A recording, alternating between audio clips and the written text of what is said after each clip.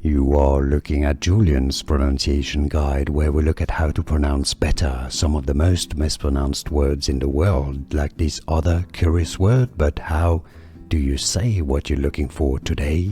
Let's learn how to pronounce these words once and for all correctly. The name of this fabric. If you want to learn more vocabulary in English and fashion vocabulary in particular, stay tuned. I've got more videos for you here that you should listen to. Gingham is how it's pronounced. Yes, I know. The spelling makes it a little bit confusing. Why is there an H in the middle? Are the G's soft? Or Gingham? Gingham would make more sense, but it's actually pronounced Gingham. By the way, if you want to learn how to pronounce words that starts with I got a videos for you. Gingham is the correct pronunciation in English. How to pronounce Gingham. And now you know. Here are more videos on how to pronounce more confusing words and names too many mispronounced. Like this video if you found it useful. I appreciate your support. I'll see you soon and thanks for watching.